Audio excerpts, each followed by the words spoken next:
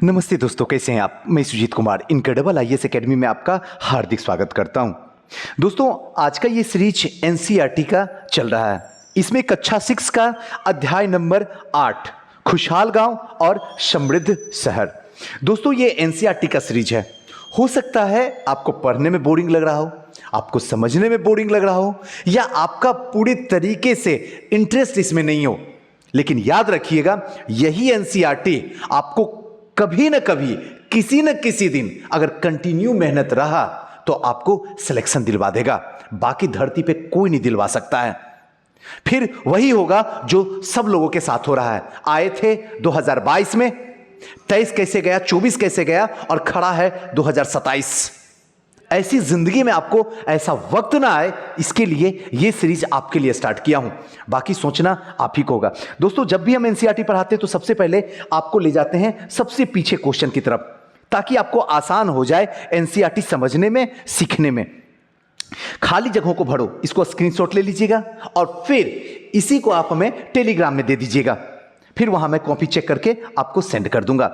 अब दूसरा number question देखिए, यहां है, ग्राम भोजकों के काम बताओ, वे शक्तिशाली क्यों थे, मात्र 50 शब्दों में। दूसरा क्वेश्चन है, गांव तथा शहरों दोनों में रहने वाले शिल्पकार की सूची बनाओ। बनाइए, मुश्किल से 2 सूची बनाकर दिखाइए। सही जवाब ढूंढो, यहां पे सही जवाब ढूंढना है। आहत सिक्के क्या है आगे बताएंगे, चांदी सोना टीन, इसके बारे में थोड़ा सा समझाना है। बस इतना कीजिए। आइए चलिए हम लोग शुरू करते हैं। खुशहाल गांव, समृद्ध शहर।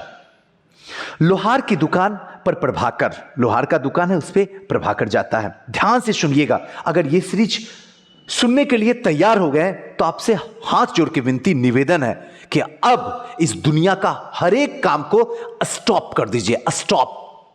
उसके बाद आप सुनिए, यकीन मानिए आपका 1 साल में सिलेक्शन हो जाएगा। प्रभाकर लोहारों का काम करते देख रहा था। लोहार जो थे वो काम कर रहा था, प्रभाकर वहां देख रहा था। एक छोटी सी बेंच पे कुल्हाड़ी और हंसिया जैसे कुछ औजार बेचने के लिए रखा था। दूसरी ओर भट्टी जल रही थी। औजार बनाने के लिए 2 लोग लोहे के छड़ को गर्म कर रहे थे और उसे पीट रहे थे गर्म करके, ताकि उसको उसके आकार की तरह जैसा चाहते हैं वैसा बना सकें। प्रभाकर को यह बड़ा मजेदार लग रहा था। एक लोहार के दुकान में जा रहा है, वहां देख रहा है कुछ लोग जो है भट्टी कर रहे हैं, कुछ लोग उस पर को पीट रहे हैं, अपने तरीके का आकार उसमें कन्वर्ट कर रहे हैं लोहा में। आइए चलते हैं। लोहे के औजार और खेती। लोहे का प्रयोग आज एक आम बात है। लोहे की चीज हमारी रोजमर्रा की जिंदगी का हिस्सा बन गई है। इस उपमहाद्वीप में लोहे का प्रयोग लगभग 3000 साल पहले शुरू हुआ था। महापाषाण कब्रों में लोहे के औजार और हथियार की बड़ी संख्या मिली थी। महापाषाण कब्रों में, इसके बारे में अध्याय 4 में हम आपको पढ़ा चुके हैं।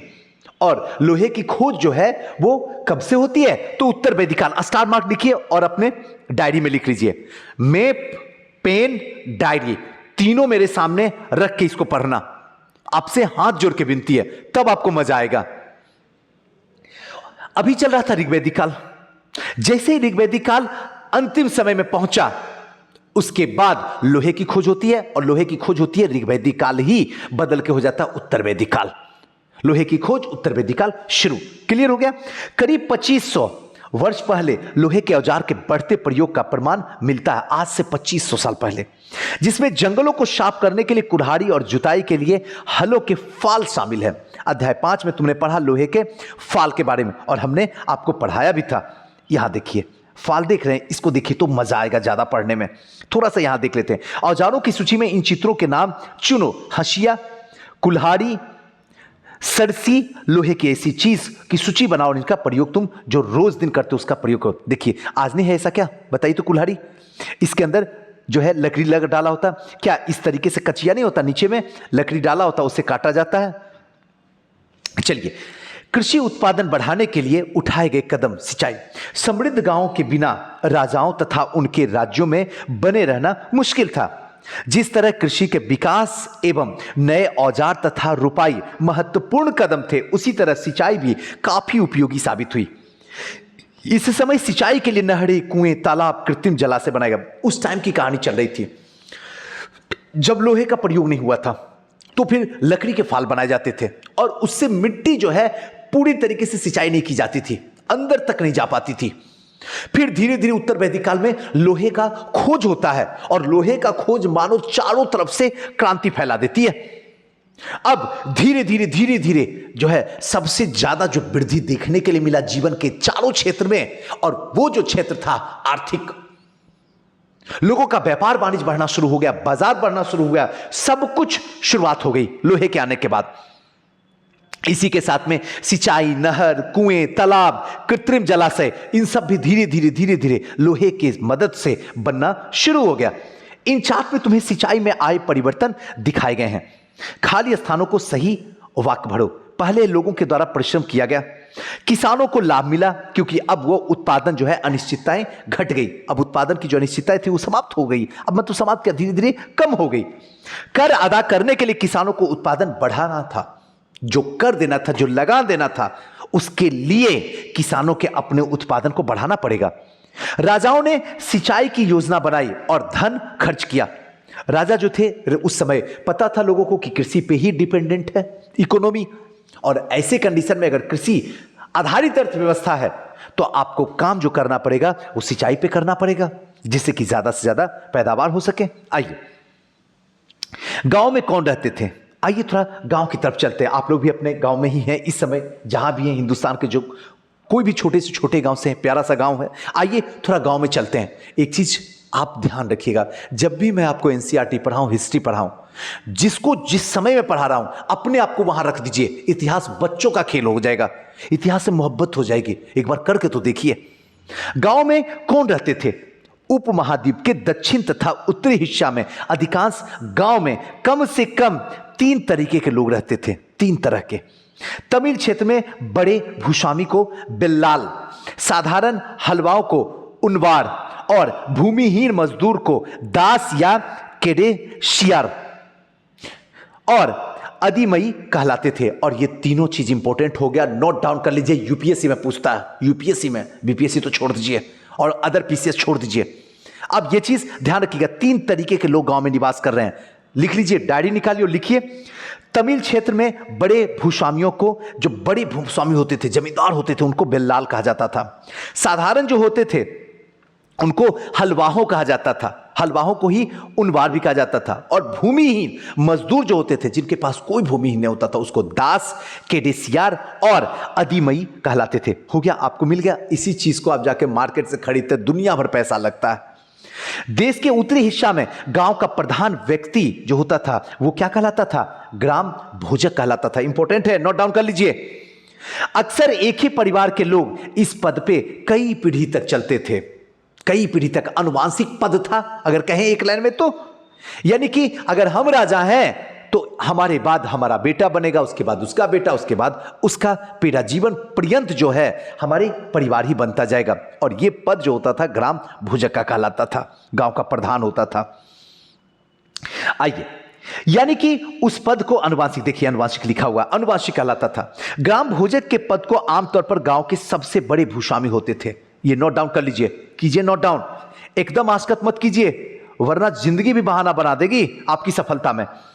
ग्राम भोजक के पद पे आमतौर पर गांव के सबसे बड़े भूस्वामी होते थे, गांव के जो सबसे बड़े जमींदार होते थे, उन्हीं को ग्राम भोजक के पद पे ले जाकर रखा जाता था। क्लियर हो गया?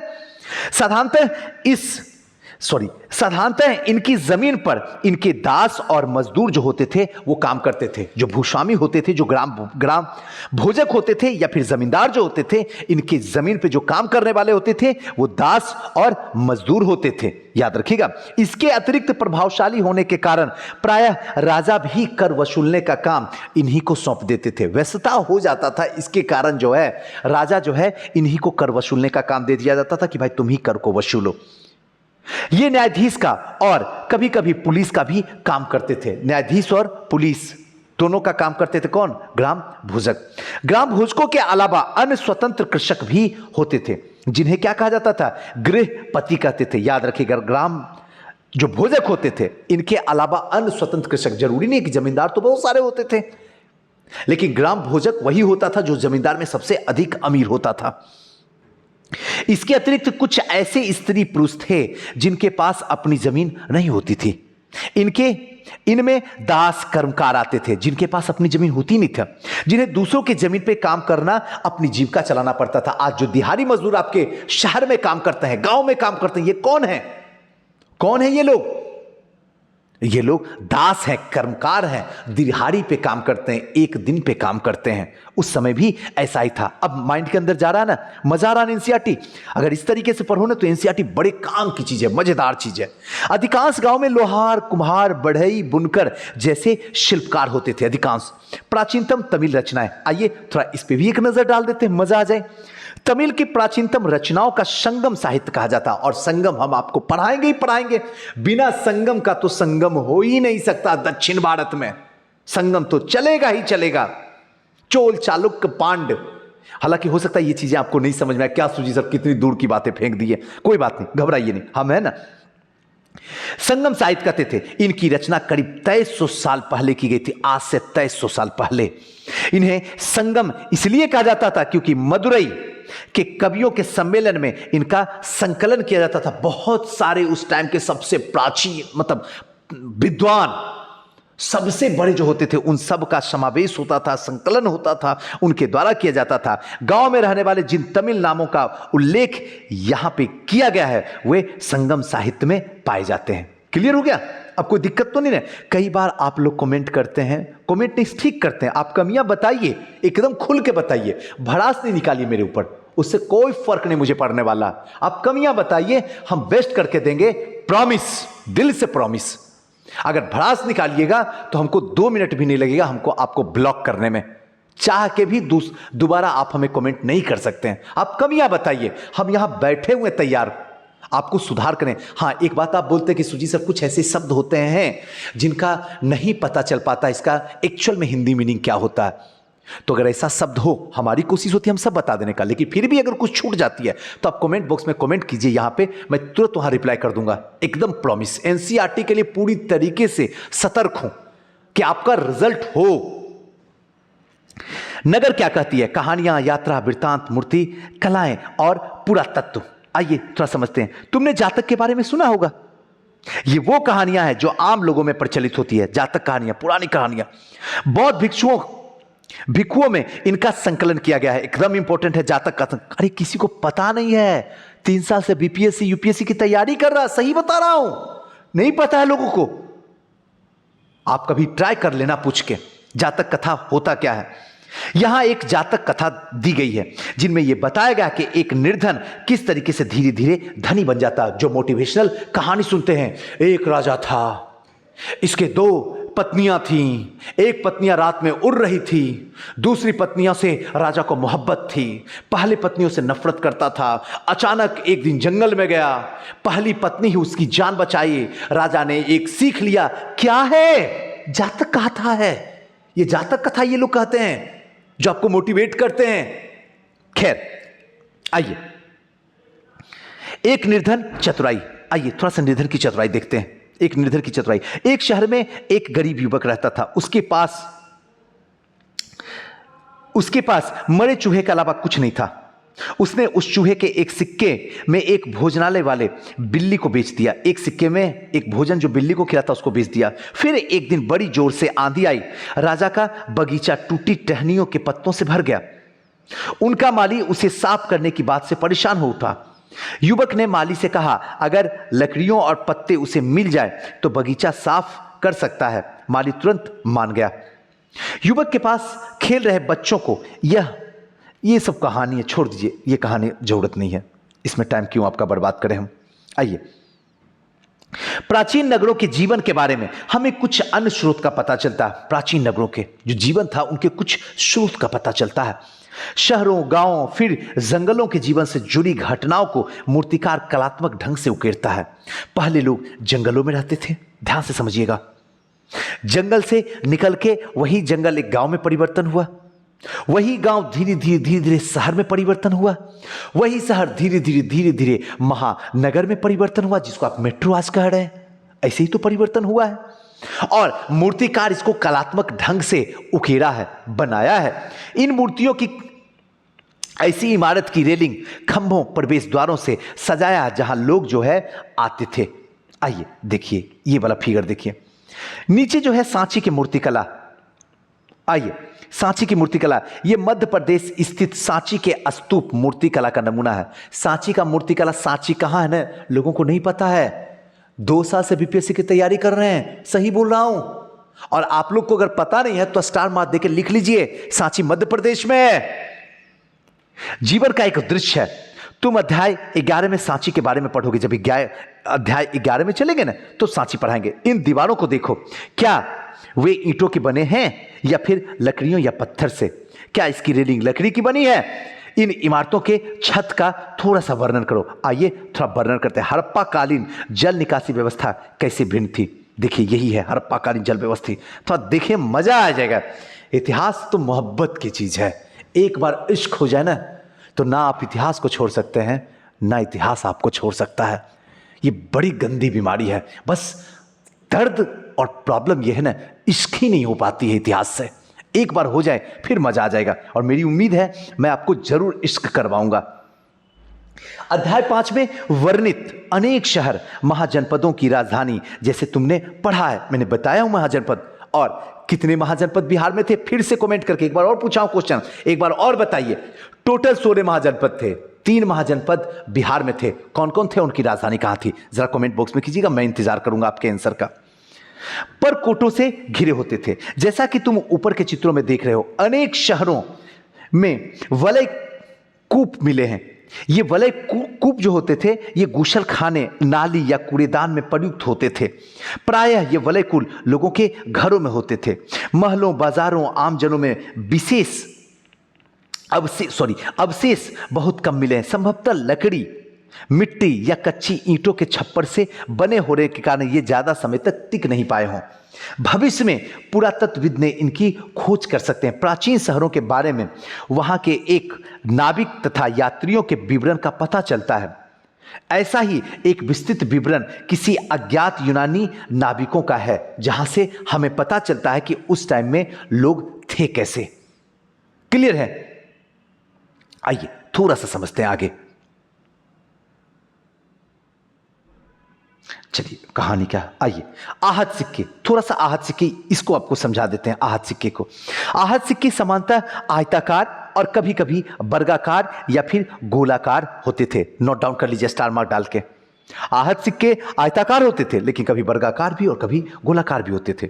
ये या तो धातु के चादरों को काटकर या धातु की चपटें जो गोलियां होती थी उससे बनाया जाता था। धातु की चादर को काट के वर्गाकार, आयताकार, गोलाकार बनाया जाता था, या फिर धातु को चपटे करके गोली जो नहीं देखते, कंचे वाली गुल्ली जो होती थी, कंचा, उसी टाइप से। सिक्कों पर कुछ लिखा हुआ नहीं था, बल्कि इन पर कुछ चिन्ह के ठप्पे बनाए जाते थे। लिखा कुछ नहीं होता था, लेकिन कुछ चिन्ह के, यहां पे देखिए आपको अच्छे तरीके समझ में आ रहा होगा, कुछ ठप्पे बनाए जाते थे, इसलिए ये आहत सिक्के कहलाते थे। ये सिक्के उपमहाद्वीप के लगभग अधिकांश हिस्सों में पाए जाते थे और ईसा के आरंभिक सदियों तक ये प्रचलित में रहे थे। चलिए अब आते हैं किस तरीके से आहत सिक्के पर संपत्ति का मूल्य निर्धारण किया गया। पुरातत्वविदों ने इस युगों में हजारों सिक्के मिले हैं। इनमें पुराने आहत के सिक्के थे जो करीब 500 साल तक चले। इनका चित्र नीचे दिया गया है। सॉरी, इनका चित्र, एक सेकेंड।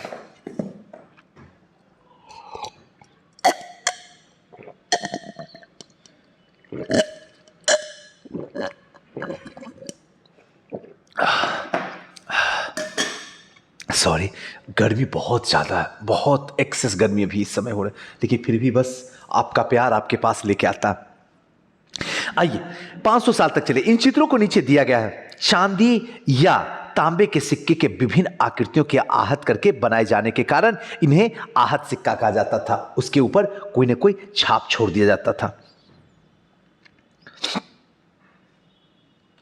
नगर अनेक गतिविधियों का केंद्र होता था। नगर अक्सर नगर कई कारणों से महत्वपूर्ण हो जाते थे। उदाहरण के लिए मथुरा को देखो, यह 2500 साल से भी ज्यादा समय से एक महत्वपूर्ण नगर मथुरा रहा है, जहां कृष्ण का नगरी रहा है, जो यूपी में इस समय है। क्योंकि यह यातायात और व्यापार के 2 मुख्य रास्तों पर स्थित होता था, यातायात और व्यापार के मुख्य मार्ग पे मथुरा मिलता था। इनमें एक रास्ता उत्तर पश्चिम पूरब की ओर, दूसरी रास्ता दक्षिण की ओर जाने वाला था। शहर के चारों ओर किलेबंदी थी।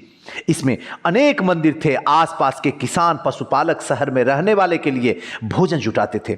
मथुरा बेहतरीन मूर्तियों का केंद्र बना हुआ था। बेहतरीन मूर्ति का केंद्र मथुरा बना हुआ था, जहां से व्यापार वाणिज्य से लेके यातायात तक प्रचलित था।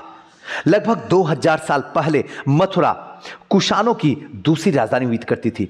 कर लीजिए, स्टार मार्क डालिए, लिखिए। 2000 साल पहले मथुरा जो है कुषाणों की दूसरी राजधानी बनी हुई थी। इसके बारे में तुम अगले अध्याय में हम आपको क्लियर कॉन्सेप्ट बताएंगे। मथुरा एक धार्मिक केंद्र भी रहा और आज भी आज धार्मिक केंद्र ही है। यहां बौद्ध विहार, जैन मंदिर है। यह कृष्ण भक्ति का एक महत्वपूर्ण केंद्र है मथुरा, जहां बौद्ध जैन के साथ साथ में कृष्ण का भी एक केंद्र बना हुआ है। मथुरा में प्रस्तर खंडों तथा मूर्तियों के अनेक अभिलेख मिले हैं मथुरा से। आमतौर पर यह संक्षिप्त अभिलेख जो स्त्रियों और पुरुषों के द्वारा मठों या मंदिरों में दिए जाने वाले दान का उल्लेख करता है। ये चित्र प्रायः शहर के राजा, रानी, अधिकारी, व्यापारी, शिल्पकार सभी दान करते थे। उदाहरण के लिए मथुरा के अभिलेख में सोनार, लोहार, बुनकर, टोकरी बुनने वाला, माला बनाने वाला, इत्र बनाने वाले का भी इसके अंदर उल्लेख मिलता है। आइए थोड़ा समझते हैं उत्तर काल चमके पात्र ये क्या है। ये कठोर चाक निर्मित धातु की तरह दिखने वाला एक चमकदार काली सतह वाला पात्र था। इसे बनाने के लिए कुम्हार मिट्टी के बर्तनों को भट्टे पर उच्च तापमान पे पूरा गर्म किया जाता था, एकदम उच्च तापमान पे रखते थे, जिसके परिणाम स्वरूप यह बर्तन के बाहरी सतह जो है वो काली हो जाती थी। इन पर एक पतली काली लेप लगाई जाती थी जो कि इस बर्तन के शीशे जैसे चमक प्रदान किया जाता था। एकदम काली लेप लगाया जाता था। आइए उस समय का टेक्नोलॉजी ये बता रहा हूं, साइंस टेक्नोलॉजी है ये। आगे चल के इतिहास में ये काम करेगा आपको। जब पूरा का पूरा चाहे आधुनिक की बात करें, मध्यकालीन की बात करें, प्राचीन की बात करें, तो फाइनली एक टेक्नोलॉजी बताएंगे आपको कि कैसे कैसे टेक्नोलॉजी का विकास हुआ। इसको नोट डाउन कर लीजिए, काम करेगा आपका।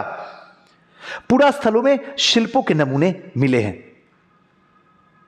इनमें मिट्टी के बहुत ही पतले और सुंदर बर्तन मिले हैं, जिन्हें उत्तर काले चमकीले पात्र कहा जाता है, क्योंकि ज्यादातर उपमहाद्वीप के उत्तर भाग में ही ये मिले हैं, इसलिए उत्तरी काले चमकीले पात्र कहा जाता है। क्लियर है ना। ध्यान रहे अन्य दूसरे शिल्पों के अवशेष नहीं बचे होंगे, और दूसरे का कोई अवशेष है ही नहीं है। जैसे कि विभिन्न ग्रंथों से हमें पता चला है, कपड़ों का उत्पादन बहुत महत्वपूर्ण था। उत्तर में वाराणसी और दक्षिण में मदुरई इसके लिए प्रसिद्ध केंद्र था। नोट डाउन कर लीजिए। उत्तर में जहां कपड़ा वाराणसी से मिलता था, वहीं दक्षिण में मदुरई में मिलता था। अगर मैं आपको बोलूं वाराणसी तो आप आसानी से बता देंगे, सुजीत सर, उत्तर प्रदेश, बनारस, शिव का भूमि, शिव का केंद्र। लेकिन अगर मदुरई पूछें तो क्या बताइएगा, कौन से राज्य में है हिंदुस्तान का? कमेंट करके मुझे बताइएगा, मैं इंतजार करूंगा आपके जवाब का। यहां स्त्री पुरुष काम करते थे। अनेक शिल्पकार व्यापारी अपने अपने संघ बनाने में लगे थे, जिन्हें क्या कहा जाता था? श्रेणी कहा जाता था। शिल्पकारों की श्रेणी का काम प्रशिक्षण देना, कच्चा माल उपलब्ध करवाना, तैयार माल का वितरण करना, जबकि व्यापारियों की श्रेणी में व्यापार का संचालन करती थी।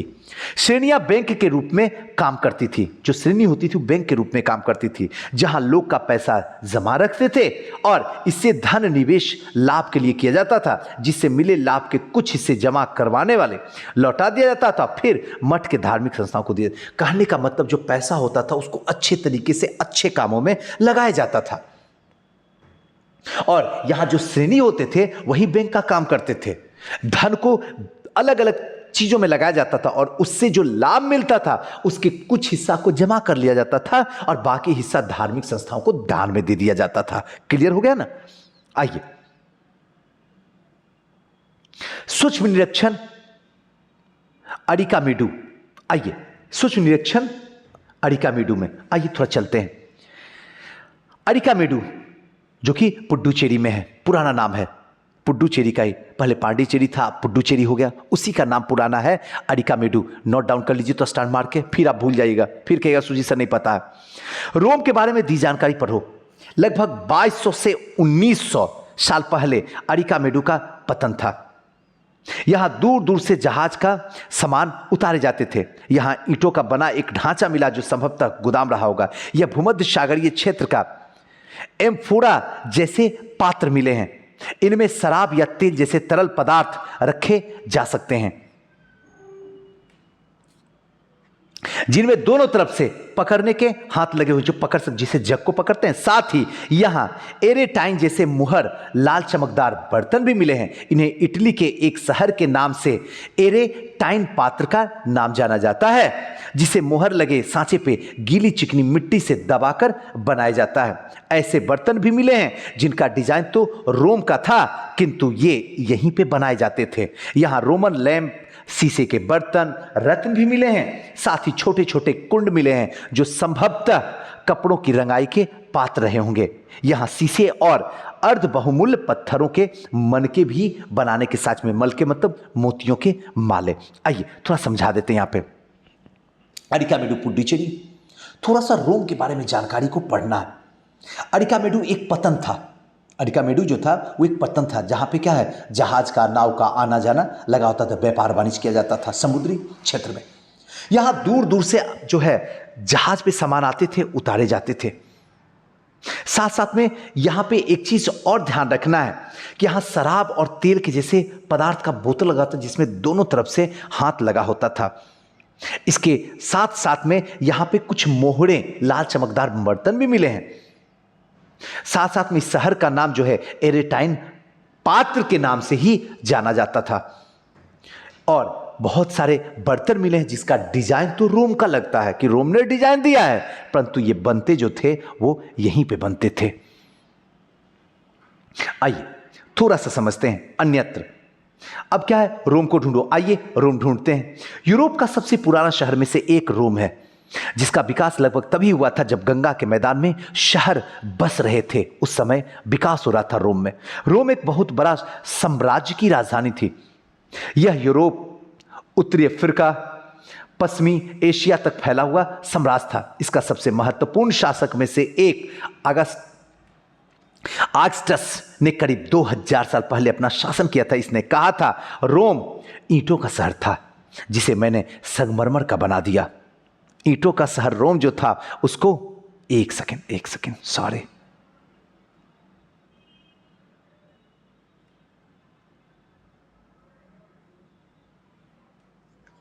एक सेकंड।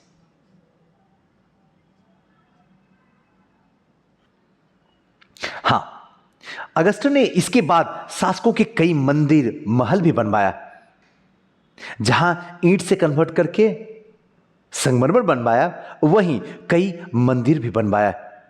अगस्टस ने बड़े बड़े रंगमंडल भी बनवाए, जिनमें चारों तरफ दर्शक आसानी से बैठकर सीढ़ीनुमा जगह होती थी। सीढ़ीनुमा तरीके से, जैसे से सीढ़ी ऊपर जाएगा वैसे उसे आराम से देख सकते। आज भी यही बनता है। विभिन्न प्रकार के कार्यक्रम देख सकते थे। उन्हें स्नानागार भी बनवाए, जहां पे स्त्रियां पुरुष अलग अलग समय पे निर्धारित थे। यहां लोग एक दूसरे से मिलते थे और आराम करते थे। बड़े बड़े जलवाही सेतु जरिए शहर में स्नानागार, फव्वारे, गुलखारे आदि पानी लाया जाता था। तो दोस्तों, ये हमारा जो रहा आज का एनसीईआरटी। मुझे उम्मीद है, आशा है आपको ये एनसीईआरटी जरूर अच्छा लगेगा। और अगर अच्छा लगता है तो बस आपका प्यार, आपका विश्वास, आपका शेयर, आपका कमेंट ही हमें कॉन्फिडेंस देता है। इस तपतपाती चिलचिलाती गर्मी में भी थोड़ा सा वक्त निकाल लेता हूँ, जबकि बस एक दिन छुट्टी मुझे मिलता है, लेकिन उस छुट्टी में भी हम आपको चैन से बैठने नहीं देते हैं कि नहीं, आप अपने सपने को जी लो। लेकिन आपका भी एक फर्ज बनता है कि आप मुझे कमेंट कीजिए, बताइए और क्या परिवर्तन किया जा सकता है जिससे और बेस्ट हो सके। और साथ साथ में इस वीडियो को ज़्यादा से ज़्यादा लोगों तक शेयर पहुंचाइए, जिससे उनकी भी ज़िंदगी ब्राइटनेस हो जाए, जैसे आज आपकी ज़िंदगी ब्राइटनेस हुई है। थैंक यू, नमस्कार।